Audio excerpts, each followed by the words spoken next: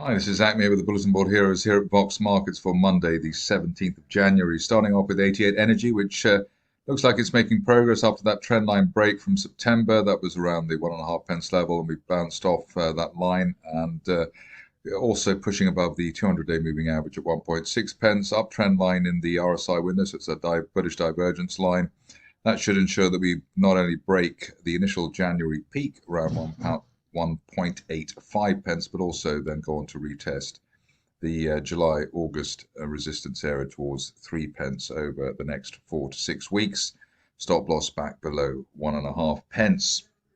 One of the stocks which has been perhaps the easiest ride in its short lifetime on the stock market is Ben's Creek.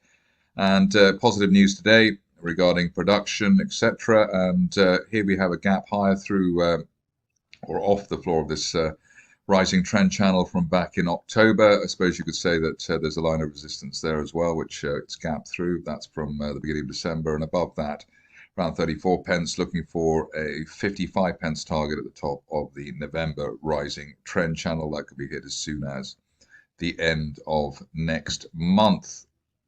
Moving along to a stock which highlights how the Oilers have revived in the recent past. We've got Chariot Oil and Gas, which is, I suppose, doing Canadian overseas at the moment. The gap higher, unfilled gap to the upside, and pushing on from that. Minimum here likely to be the top of the March rising trend channel from last year at 14.25 pence, maybe by the end of this month, and almost certainly before the end of next month. If you're looking for a stop loss back below that last floor there, around 10.6 pence, last swing low, should do the trick. And as I said, we're looking for much more given the way that we've had an island reversal. So gap down in May and gap up in January. Doesn't get much stronger than that. Shows a significant re-rate could be on the cards over and above what we've already got. And speaking of Coppel, here we've got Canadian overseas. The gap to the upside, unfilled gap to the upside, breaking that line of resistance from August finally after clearing out, I suppose, the last of the weak hands down below 20 pence. Current situation is that while we're above the 200-day moving average at 33 pence, looking for as high as 50 pence, perhaps as soon as the end of next month, or even as soon as the end of this month. If it was anything other than Canadian, one would probably say it would be by the end of this month. On to Deep Verge, which had a bit of a knock towards the 20 pence level, but that was basically, it looks like an exhaustion gap there to the downside. And we closed above that gap back on the 12th of January. So that was a technical buy signal, a gap closed buy signal. And we progressed very well since then. We would expect the shares to hit that line of resistance from May at 31 pence as a minimum. And obviously after that, then we can see whether the shares can head back into the 40s, which is where they were back in March. At this stage, only really back below that last December low there, around 26 pence, really delaying the upside scenario. Interesting to see how Helium 1 managed to revive itself even ahead of today's news, which was quite a result. So we've had what's the third day of revival, and the news coming out today. We were looking for a break of 8 pence, giving us 12 pence, and we're not too far away from that. And I suppose with the news today, we could probably hit 13 or 14 pence at the 200-day moving average. If you're a fan of the shares, I suppose the top of that channel is actually up to 20 pence. Let's see if we can get that over the next month or two. But 14 pence, the initial target, while we're above 8. Had a request for i3 Energy, which has been consolidating of late. I think one can say nice pattern here on the daily charts of breaking that line of resistance from back in July, and now just starting to break post-September resistance at 14 pence or 14.25 pence. Decent weekly close above 14, and we should finally get onto a decent push to the upside.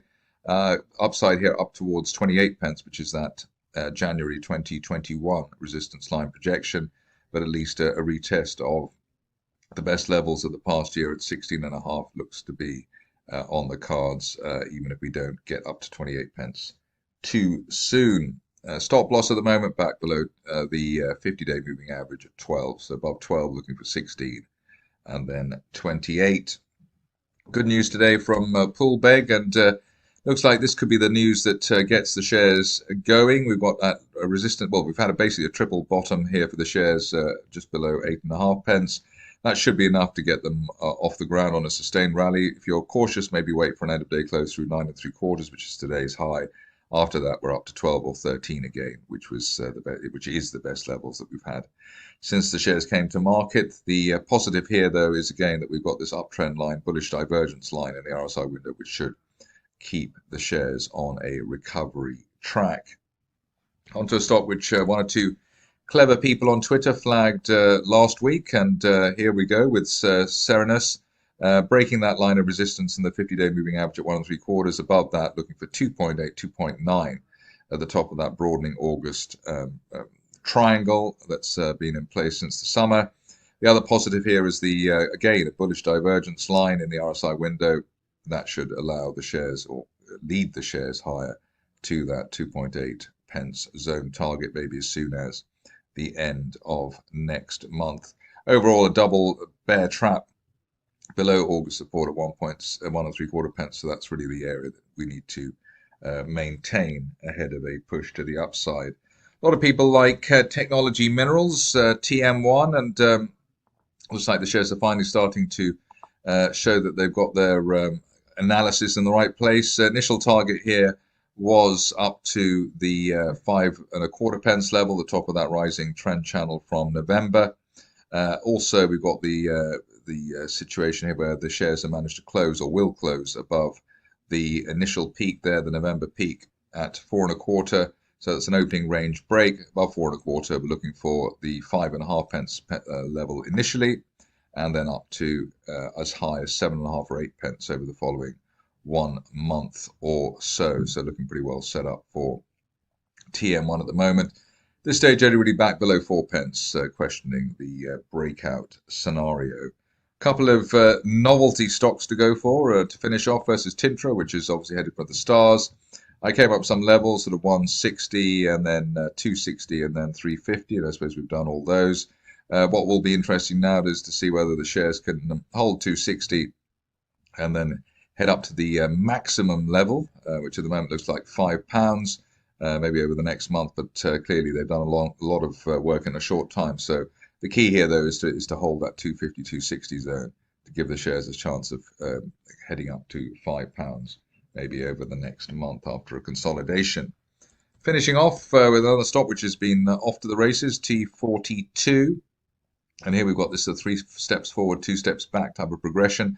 Looking quite healthy, looking healthy enough for a move towards the resistance line from the early part of last year at 34 pence. We could see that maybe over the next 2 to 4 weeks. And with upside valid while we hold above the old December peak at 21 pence, above 21, looking for 34 on T42. That's it from me today. More updates tomorrow.